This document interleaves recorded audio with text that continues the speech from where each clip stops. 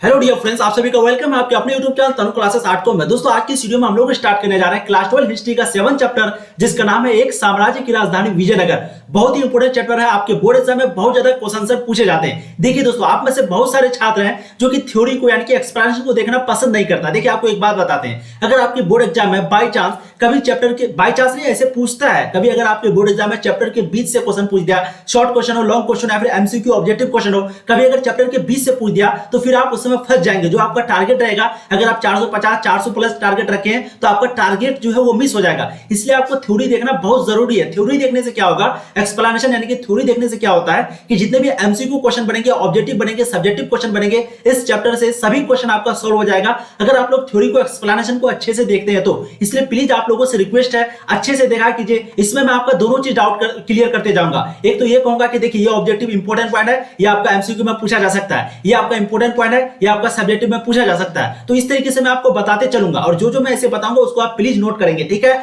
तो class 12 history का 7 chapter एक साम्राज्य की राजधानी विजयनगर, बहुत ही इंपॉर्टेंट चैप्टर है। इसी का हम लोग एन इंपीरियल कैपिटल विजयनगर, इसी का हम लोग एक्सप्लेनेशन करेंगे यानी कि थ्योरी को पढ़ेंगे। इसके बाद फिर इस चैप्टर का क्वेश्चन आंसर आपको करवाएंगे यानी कि सब्जेक्टिव ऑब्जेक्टिव दोनों प्रकार का क्वेश्चन, ठीक है। चलिए, विजयनगर, विजयनगर को विजय का शहर भी कहे जाते हैं। ये दक्षिण, अब विजय का शहर का मतलब आप क्या समझते हैं? विजय का शहर यानी कि जीतने वालों का शहर। विजयनगर को विजय का शहर भी कहे जाते हैं। यह दक्षिण भारत का एक विशाल तथा विख्यात साम्राज्य था। एक तो बड़ा और एक विख्यात यानी कि बहुत ज्यादा फैला हुआ, बहुत दूर दूर तक फैला हुआ साम्राज्य था। यह उत्तर में कृष्ण नदी से लेकर के प्रायद्वीप के सुदूर दक्षिण तक फैला हुआ था। परंतु 1565 ईस्वी में विजयनगर को लूट लिया जाता है और विजयनगर उजड़ जाता है, बर्बाद हो जाता है। तो विजयनगर जो एक साम्राज्य था, जो कि बहुत बड़ा शहर था और बहुत बड़ा साम्राज्य था और उसको विजय का शहर भी कहा जाता था। यह दक्षिण भारत का एक विशाल और विख्यात साम्राज्य था। 1565 ईस्वी में इसको लूट लिया जाता है लुटेरों के द्वारा और 1565 में और विजयनगर उजड़ जाता है, उसी दिन बर्बाद हो जाता है। अब हम लोग समझ गए कि भाई विजयनगर का क्या कहानी रियल में। अब समझते हैं विजयनगर का उदय। विजयनगर का उदय से लेकर के विजयनगर का अंत तक पूरी बातों को हम लोग डिटेल्स में पढ़ेंगे, ठीक है। विजयनगर का उदय, विजयनगर साम्राज्य का नींव जो है दो भाई रखता है, एक है हरिहर, एक है बुक्का। तो पहला एमसीक्यू ऑब्जेक्टिव क्वेश्चन आपका यहीं पे बनता है कि विजयनगर साम्राज्य का नींव किसने रखी थी? तो दो भाई ने रखी थी, एक का नाम था हरिहर, एक का नाम था बुक्का। देखिए, एमसीक्यू क्वेश्चन यहां बन गया। तथा 1300 उसके द्वारा 1336 ईस्वी में डाली गई थी और विजयनगर पर शासन करने वाले को रायस कहते हैं। रायस की संज्ञा दी गई। तो तीन ऑब्जेक्टिव यहां पर बनता है। सबसे पहला कि विजयनगर साम्राज्य के नींव दो भाई रखा था, एक का नाम था हरिहर और बुक्का, एक का नाम हरिहर, दूसरा का नाम बुक्का, और 1336 ईस्वी में रखा था। कब रखा था? 1336 ईस्वी में। और वहां के जो शासक होते हैं, शासन करने वाले, उसको रायस कहा जाता है। रायस की संज्ञा दी गई कहां पर? जो विजयनगर में जो शासन करते थे, ठीक है। अब देखिए, विजयनगर के राजवंश टोटल 4 राजवंश थे। मैं आपको बताऊंगा। अभी यहां पर देखिए 4 राजवंश थे। तो विजयनगर के राजवंश और शासक, इसके बारे में बात करते हैं। बहुत ही इंपॉर्टेंट टॉपिक आपका, बहुत ही इंपॉर्टेंट। देखिए, विजयनगर के सबसे ताकतवर राजा यानी कि शासक कृष्णदेव राय था। क्या नाम था उसका? कृष्णदेव राय। तो विजयनगर के सबसे ताकतवर राजा थे कृष्णदेव राय। तथा उनके कार्यकाल में यानी कि वो जब कार्य करते थे, उसके कार्यकाल में साम्राज्य ने, विजयनगर साम्राज्य ने अपनी महिमा यानी कि शान मर्यादा को छुआ। मतलब विजयनगर के जो सबसे ताकतवर राजा थे, जिसका नाम था कृष्णदेव राय। कौन था सबसे ज्यादा ताकतवर राजा? कृष्णदेव राय। वो अपने कार्यकाल में, यहाँ पर आपका सारा ऑब्जेक्टिव, सारा सब्जेक्टिव क्वेश्चन सॉल्व होगा, बहुत मजा आएगा आपको। सिर्फ आप थोड़ा सा देखिए, ठीक है। तो विजयनगर के सबसे ताकतवर राजा का नाम था कृष्णदेव राय और उनके कार्यकाल में विजयनगर जो है एक प्रकार का अपने टारगेट तक, बहुत ऊंचाई तक छुआ था। समझ रहे हैं? तो यही पॉइंट है यहां पर उसके कार्यकाल में। अब आगे देखिए, 1565 ईस्वी के पश्चात यानी कि 1565 के बाद विजयनगर नष्ट हो गया। फिर भी कृष्णा और तुंगभद्रा, ये दो जगह का नाम है, फिर भी कृष्णा और तुंगभद्रा के क्षेत्र के लोगों की यादों में ये जो विजयनगर है, साम्राज्य है, वो जीवित रहा और इसको हम्पी नाम से याद रखा गया। और यही हम्पी के बारे में हम लोग इस चैप्टर में डिटेल्स में पढ़ने वाले हैं। तो 1565 के बाद ये साम्राज्य खत्म हो गया था और एक कृष्णा और एक तुंगभद्रा जगह था। वहां के लोगों को सब, ये साम्राज्य जो है सिर्फ यादों में रह गया। ये साम्राज्य पूरी तरीके से खत्म हो गया, नष्ट हो गया, बर्बाद हो गया। अब देखिए, विजयनगर साम्राज्य पर 4 राजवंशों ने शासन किया था। इसको अच्छे से देखिए, स्क्रीनशॉट आप लोग ले लीजिए, ठीक है। एक है संगम राजवंश, सलोब राजवंश, तुलुव राजवंश और विदु राजवंश। तो विजयनगर साम्राज्य पर टोटल 4 राजवंश जो है वो शासन किया था। संगम राजवंश, सलोब राजवंश, तुलुव राजवंश और विदु राजवंश।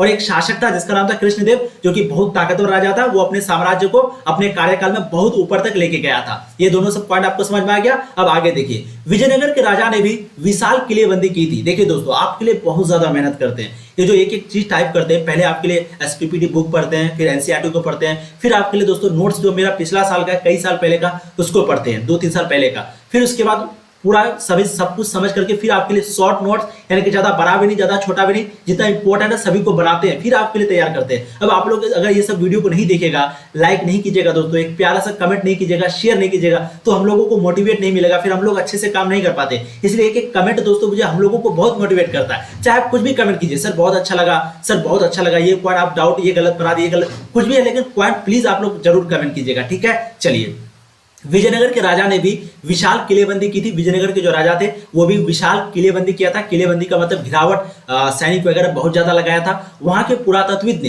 यानी कि वहां के जो जानकार लोग थे, प्रोफेसर लोग थे, जानकार लोग थे, शहर के अंदर की सड़कों का विस्तृत अध्ययन किया, यानी कि बहुत ज्यादा शहर के बारे में, शहर के सड़कों के बारे में बहुत ज्यादा पढ़ा, उसको खोजा, सर्च किया। फिर उसके वजह से जो है, यानी कि उन्हीं लोगों की वजह से शहर से बाहर जाया जा सकता था, यानी कि उन्हें पढ़ करके उन्होंने सड़क बनाया, फिर उन्हीं लोगों की वजह से शहर से बाहर जाया जाता था। अब हम्पी नाम का जो उत्पत्ति है, यहाँ की एक स्थानीय मातृ देवी पंपा देवी, क्या नाम है, पंपा देवी के नाम से हुई थी। एमसीक्यू में पूछा जा सकता है ये क्वेश्चन, तो आप लोग जरूर ध्यान देंगे। हम्पी नाम की उत्पत्ति जो है यहाँ के स्थानीय मातृ देवी पंपा देवी के नाम से हुई थी। हम्पी के बारे में हम लोग डिटेल्स में पढ़ने वाले हैं, बस आप लोग समझिए। अब देखिए यहाँ पर आ गया आपका हम्पी की खोज अर्थात हम्पी की कहानी। बहुत इंपॉर्टेंट पॉइंट है, इसको आप लोग यहाँ पर ध्यान से देखेंगे। और यहाँ पर आपको नोट करने वाले जो पॉइंट है, सिर्फ आपका इतना पॉइंट है। यहाँ पर विजयनगर ये साम्राज्य 1565 में खत्म हो गया, दो भाई के द्वारा, हरिहर तथा बुक्का के द्वारा 1336 ईस्वी में, और रायस कहा जाता है वहां के राजा को। 1336 ईस्वी में जो है नींव डाली गई थी और 1565 में खत्म हो गया था। वहां के जो शासक थे, राजा, ताकतवर राजा, उसका नाम क्या था, कृष्णदेव राय था, ठीक है। और कृष्णा, तुंगभद्रा, ये दोनों लोग जगह के लोगों के यादों में ये साम्राज्य रह गया, और 4 राजवंश था। इसको आप जरूर ध्यान रखेंगे, तो ये आपका इंपॉर्टेंट पॉइंट है, ठीक है। अब यहाँ पर आपको आगे बताएंगे हम्पी की खोज अर्थात हम्पी की कहानी। समझिए, ध्यान से समझिए। देखिए, इसकी खोज 1800 ईस्वी में कॉलिन मैकेंजी के द्वारा किया जाता है। तो सबसे पहला पॉइंट कब किया जाता है, 1800 ईस्वी में किया जाता है। किसकी खोज, हम्पी की खोज 1800 ईस्वी में किया जाता है। और किसके द्वारा किया जाता है, कॉलिन मैकेंजी के द्वारा किया जाता है, जो एक अभियंता और पुराविद कर्नल थे। किसके बारे में बात कर रहे हैं, कॉलिन मैकेंजी के बारे में। कॉलिन मैकेंजी जो है वो एक अभियंता भी थे और एक पुराविद कर्नल भी थे। मैकेंजी ईस्ट इंडिया कंपनी में कार्य करते थे। ईस्ट इंडिया कंपनी जो कि अंग्रेजों के द्वारा कोलकाता पर डाली गई थी, यानी कि अंग्रेजों का जो कंपनी था ईस्ट इंडिया कंपनी, वहीं पर मैकेंजी जो है वो काम करते थे। इन्होंने पहला सर्वेक्षण मानचित्र तैयार किया था। यही है जो कि पहला सर्वेक्षण मानचित्र तैयार किया था। कौन, कॉलिन मैकेंजी। तो यहाँ पर 4-5 क्वेश्चन बन गया। सबसे पहला भाई खोज हुआ था 1800 में, किसके द्वारा, कॉलिन मैकेंजी के द्वारा। ये क्या थे, अभियंता और पुराविद कर्नल थे। और ये कहाँ काम करते थे, मैकेंजी ईस्ट इंडिया कंपनी में काम करते थे। और ये पहला सर्वेक्षण मानचित्र तैयार किया। समझ रहे कितना इंपॉर्टेंट है, ध्यान दीजिए आप लोग। 1836 में अभिलेखकर्ताओं ने, अभिलेखकर्ताओं किसे बोलते हैं, जिसको हम लोग पूरा लेखपाल भी बोलते हैं, इंग्लिश में उसको आर्कीविस्ट बोलते हैं, ठीक है, आर्कीविस्ट। तो अभिलेखकर्ताओं का मतलब जो अभिलेखों को इकट्ठा करता था। आप इस आसान शब्दों में अगर ये समझेंगे तो अभिलेखों को, यानी कि जो अभिलेख का मतलब क्या हुआ, रिकॉर्ड। जैसे कि हम लोग वॉइस रिकॉर्ड करते हैं, जैसे कि अभी वॉइस रिकॉर्ड हो गया, वीडियो रिकॉर्ड करते हैं, तो पहले के जमाने में लोग जो है अभिलेख यानी कि लिख करके उसी को रिकॉर्ड बोलता था, उसी को अभिलेख बोलता था। एक प्रकार का वो भी रिकॉर्ड हुआ, ठीक है। तो 1836 में अभिलेखकर्ताओं ने, यानी कि पूरा लेख, यानी कि जो उसको जमा करता है, अभिलेखों को जमा करता है, उन्होंने हम्पी तथा मंदिरों से, कहां से, एक हम्पी और एक मंदिरों से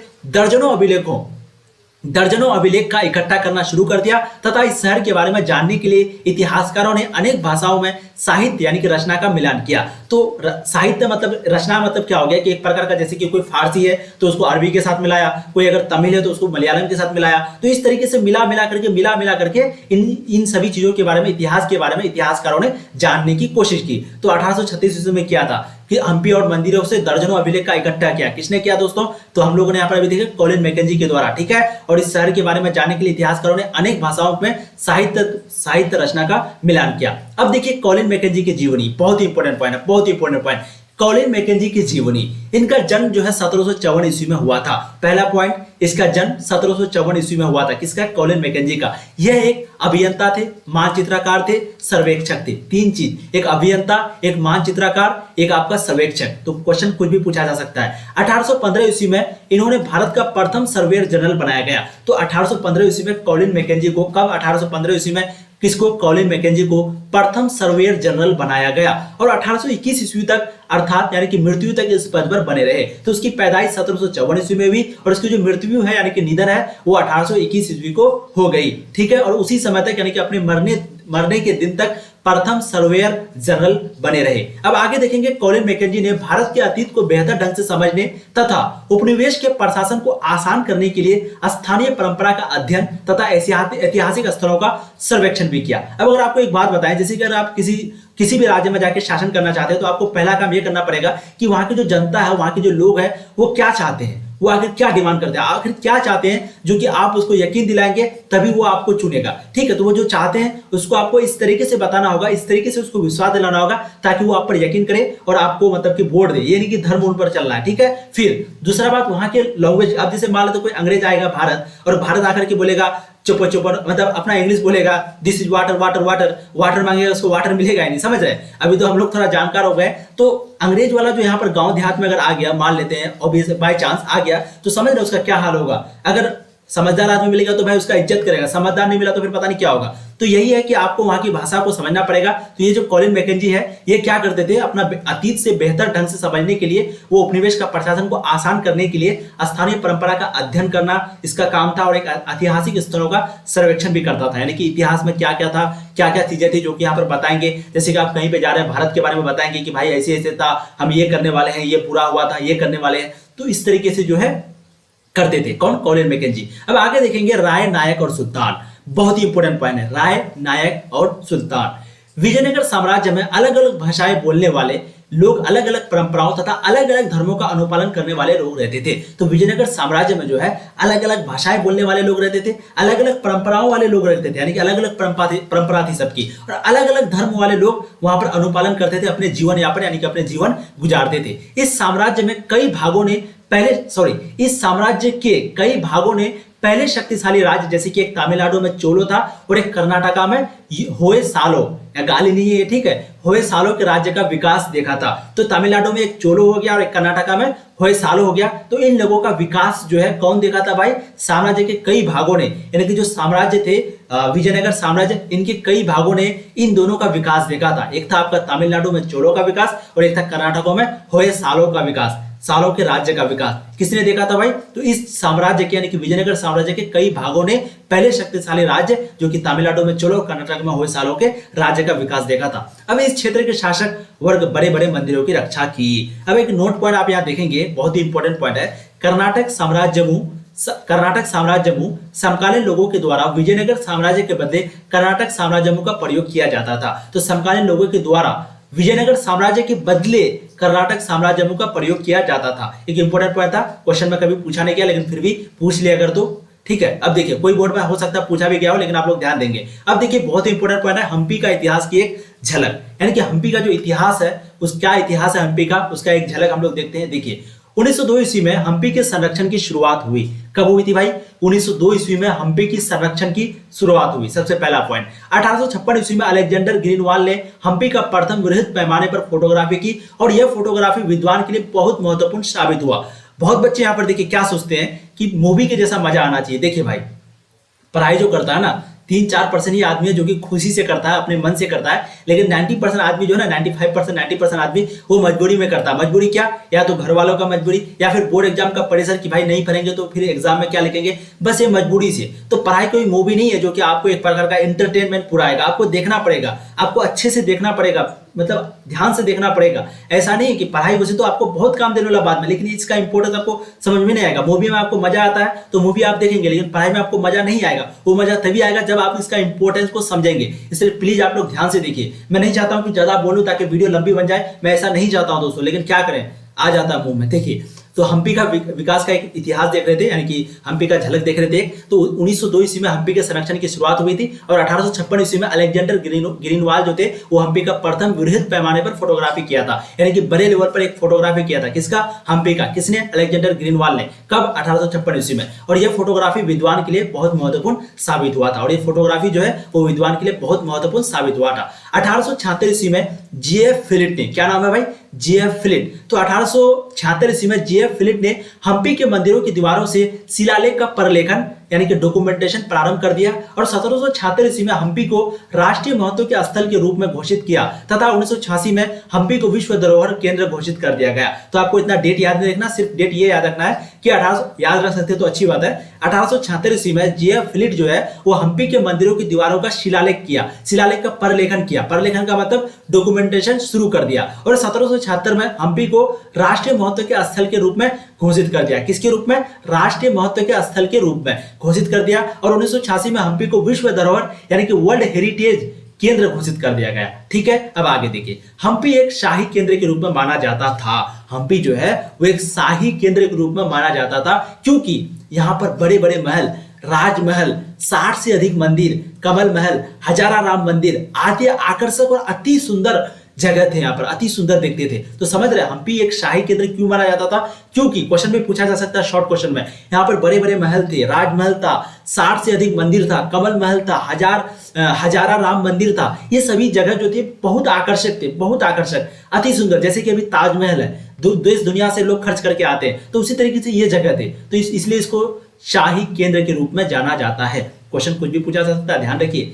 अब है एक शासक और एक व्यापारी, बहुत ही इंपोर्टेंट पॉइंट है, पॉइंट को प्लीज आप लोग अच्छे से समझेंगे। देखिए, विजयनगर भी मसालों, रत्नों, वस्त्रों के अपने बाजारों के लिए विख्यात थे, यानी कि फेमस थे।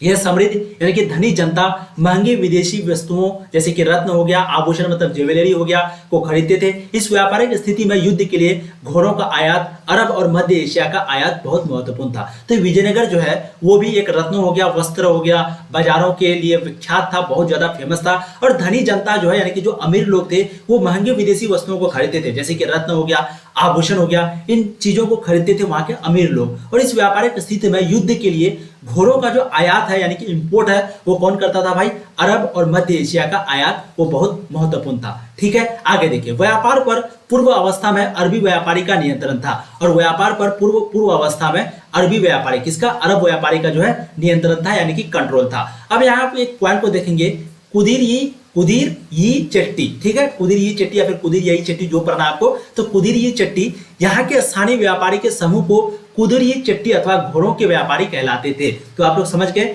यहाँ की किसको? स्थानीय व्यापारी के समूह को, स्थानीय व्यापारी के समूह को क्या बोलते हैं भाई? कुदीर यी चट्टी, जिसको हम लोग घोड़ों के व्यापारी कहलाते थे। ठीक है, ये भी कहते हैं। अब देखिए, 1498 में कुछ पुर्तगाली उपमहाद्वीप के पश्चिमी तट पर आए और सामरिक तकनीक यानी कि सामरिक तकनीक का मतलब क्या हुआ? प्रैक्टिकल टेक्नोलॉजी यानी कि सांकेतिक प्रौद्योगिकी तथा बंदूक के बल पर इसी उलझी हुई राजनीति में एक व्यापारिक तथा राजनीतिक शक्ति बनकर उभरने की कोशिश की तथा वे इसमें महत्वपूर्ण शक्ति बनकर भी उभरा। अभी थोड़ा सा बैकग्राउंड में बारिश हो रही है तो हो सकता है थोड़ा सा आवाज आप लोगों को आए, बट वॉइस थोड़ा सा है, बट आप लोग ध्यान से देखेंगे। ठीक है, तो 1498 में कुछ पुर्तगाली थे जो कि उपमहाद्वीप के पश्चिमी तट पर आया और सामरिक तकनीक से यानी कि एक प्रकार का प्रैक्टिकल टेक्नोलॉजी से और बंदूक के बल पर इस उलझी हुई राजनीति में एक व्यापारिक तथा राजनीतिक शक्ति बनकर उभरने का कोशिश किया तथा वह इसमें महत्वपूर्ण शक्ति बनकर उभरा भी।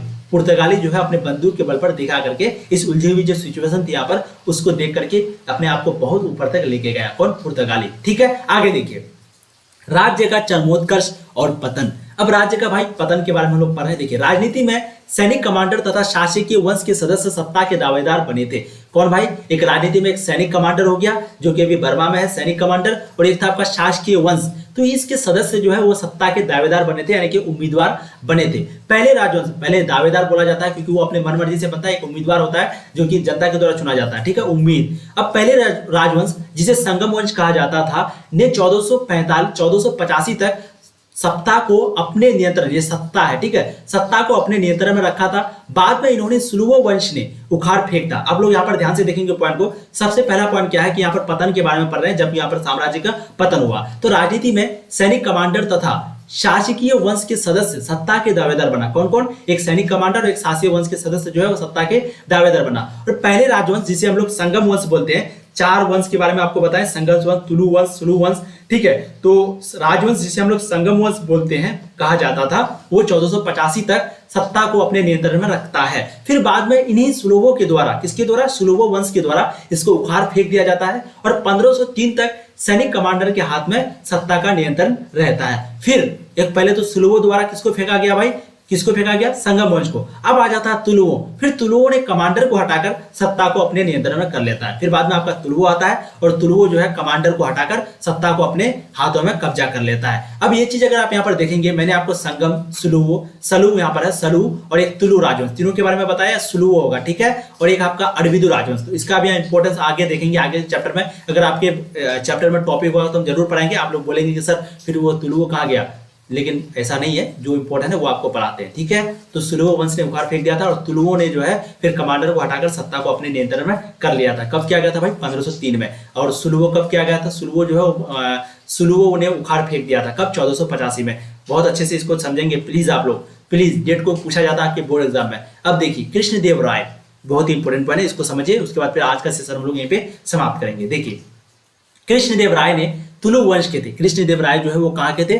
तुलु वंश के थे। ये वंश का नाम है तुलु वंश। तो कृष्णदेव राय जो है, जैसे कि तुगलक वंश होता है, ठीक है, तो उसी तरीके से एक तुलु वंश था जब विजयनगर था। तो विजयनगर जब साम्राज्य था तो कृष्णदेव राय तुलु वंश के थे। इसके शासनकाल में तुंगभद्रा, जो कि एक जगह का नाम है, तथा कृष्णा, ये भी एक जगह का नाम है। तो तुंगभद्रा तथा कृष्णा नदियों के बीच का क्षेत्र जिसे हम लोग रायचूर दोआब कहा जाता है। क्या कहा जाता है? रायचूर दोआब। तो कृष्णदेव राय तुलु वंश के थे। इसके शासनकाल में तुंगभद्रा तथा कृष्णा नदियों के बीच का क्षेत्र जिसे हम लोग रायचूर दोआब कहते हैं को हासिल किया गया। कुछ महत्वपूर्ण मंदिरों के निर्माण का श्रेय कृष्णदेव को ही दिया जाता है। कृष्णदेव राय ने कुछ महत्वपूर्ण मंदिरों का जो निर्माण का श्रेय है वो किसको दिया जाता है? कृष्णदेव को। कृष्णदेव राय ने ही अपने मां के नाम पर विजयनगर के नजदीक नगरपुरम, क्या नाम है? नगलपुरम नाम के एक उपनगर की स्थापना की थी। किसने? कृष्णदेव राय ने अपने मां के नाम पर विजयनगर के ही नजदीक निकट में ही नगलपुरम नामक एक उपनगर का स्थापना किया था। नगलपुरम, ठीक है, उपनगर का स्थापना की थी। किसने किया था? किसने? कृष्णदेव ने। कृष्णदेव के देहांत के बाद 1529 ईस्वी में जब कृष्णदेव का मृत्यु हो जाती है तो 1529 ईस्वी में उसके उत्तराधिकारियों को विद्रोही नायकों का सामना करना पड़ा और अंततः 1542 तक केंद्र का नियंत्रण अथवा सत्ता एक अन्य राजकीय वंश आरविदु के हाथों में चला गया। तो आ गया आपका आरविदु। देख रहे हैं कितना डिटेल्स में आपको 4 वंश के बारे में बताया, कैसे कैसे कब्जा हुआ। सबसे पहले तो भाई आपका संगम वंश था। संगम वंश 1485 तक रहा, फिर सुलुओं के द्वारा उसको खत्म कर दिया गया। फिर सुलुओ आया, 1503 तक रहा। फिर आपका कृष्णदेव राय, सुलुओ जो था, ये कृष्णदेव राय जो था वो बेचारा बहुत काम के वगैरह किया, विद्रोही नायकों का सामना करना पड़ा उसके मरने के बाद 1529 के बाद। फिर 1542 ईस्वी में लास्ट तक किसका नियंत्रण आ जाता है? आरविदु वंश का नियंत्रण आ जाता है। अब आगे देखिए, बस थोड़ा सा पॉइंट है, फिर हम लोग नेक्स्ट वीडियो में, यानी कि आगे जो चैप्टर आपका है वो नेक्स्ट वीडियो में हम लोग क्लियर करेंगे। बस थोड़ा सा देखिए, 1565 में विजयनगर की सेना प्रधानमंत्री राम राय की अगुवाई में युद्ध में उतरी, पर उसे बीजापुर, अहमदनगर और गोलकुंडा की संयुक्त सेना संगठन के सामने हार का सामना करना पड़ा। तो 1565 में विजयनगर की जो सेना प्रधानमंत्री राम राय की अगुवाई में युद्ध में उतरा, पर उसे बीजापुर, अहमदनगर और गोलकुंडा के जो संयुक्त सेना संगठन है इसके सामने हार का सामना करना पड़ा। इस राक्षसी तांगड़ी युद्ध में विजयी सेना ने विजयनगर पर धावा बोलकर उसे लूट लिया और विजयनगर की विध्वंस के लिए सल्तनतों की सेनाएं उत्तरदायी थी। और इसको उत्तरदायी यानी कि कौन जवाब देता, किसका ऊपर इल्जाम लगा? तो वहां सल्तनतों की सेनाएं के ऊपर, ठीक है। ये राक्षसी तांगड़ी युद्ध में विजयी सेना ने विजयनगर पर धावा बोल दिया और उसे लूट लिया। किसको? विजयनगर को। अब विजयनगर की जलापूर्ति, इसके बारे में दोस्तों हम लोग नेक्स्ट वीडियो में पढ़ेंगे। विजयनगर की जलापूर्ति, जैसे कि हम लोग पढ़े थे हड़प्पा सभ्यता में जल की आपूर्ति कैसे होती थी, तो हम लोग पढ़े थे, बहुत अच्छे से पढ़े थे, नाला वगैरह बहुत डिटेल्स में पढ़े थे। तो उसी तरीके से दोस्तों हम लोग पढ़ेंगे विजयनगर की जलापूर्ति, वो कि नेक्स्ट वीडियो में पार्ट 2 में, ठीक है। ये आपका पार्ट 1 है, तो आप पार्ट 2 में हम लोग इस चीज को पढ़ेंगे, यहाँ से आप लोग पढ़ेंगे, आप लोग ध्यान रखिएगा। अब आप लोगों से एक छोटी सी रिक्वेस्ट यही है, बस आप लोग तो जानते हैं भाई, चैनल को सब्सक्राइब करें। पहली बार आए तो दोस्तों आप लोगों के लिए बहुत ज्यादा मेहनत करते हैं, आप लोग कंजूसी बिल्कुल ना करें और वीडियो को लाइक करें अगर आपको थोड़ा सा भी अच्छा लगा हो तो, और अपने दोस्तों को शेयर करें, क्योंकि बहुत सारे लोग इस कंटेंट को नहीं देख पाते हैं और वो सोचते हैं कि भाई ये हार्ड है, 8 सब्जेक्ट हार्ड है। रियल में 8 सब्जेक्ट से ज्यादा कोई इजी सब्जेक्ट है ही नहीं, अगर आप उसको अच्छे से पढ़ते हैं, अच्छे टीचर से पढ़ते हैं तो इसलिए प्लीज आप लोग शेयर करें अपने दोस्तों को, अपने भाई बंधु जो भी है आपके दोस्त, प्यारे से दोस्त, और प्लीज चैनल पे पहले बार सब्सक्राइब करें, वीडियो को लाइक करें। ये पार्ट 1 था, फिर पार्ट 2 आपका बहुत जल्द आ जाएगा और इसी तरीके से 6 चैप्टर तक हम लोग कंप्लीट कर चुके हैं। तो आप उन वीडियो को नहीं देखें, प्लीज जाके देखें। एक्सप्लेनेशन, ऑब्जेक्टिव, सब्जेक्टिव सभी तरह का क्वेश्चन करवाया जा चुका है, मॉडल पेपर करवाया जा रहा है, टेस्ट करवाया जा रहा है। अब सभी वीडियो को जरूर देखें। फिर मिलेंगे दोस्तों नया वीडियो में। आप लोग अच्छे से पढ़िए, स्वस्थ रहिए, मस्त रहिए, अच्छे से पढ़ाई करते रहिए, मेहनत कीजिए। मेहनत पे पूरी दुनिया टिकी हुई है और मेहनत बहुत जरूरी है हर किसी चीज के लिए, इसलिए प्लीज अच्छे से मेहनत कीजिए, रूटीन अच्छे से बनाइए, रोज का रूटीन बनाइए और रोज रूटीन बनाने के बाद रोज पढ़िए, ठीक है। अब देखिए ये भी वीडियो बहुत जल्द आएगा, कैसे तैयारी वगैरह करें, लेकिन अभी फिलहाल आप लोग के लिए इतना ही। तब तक के लिए जय हिंद, फिर मिलेंगे नया वीडियो में। All the very best.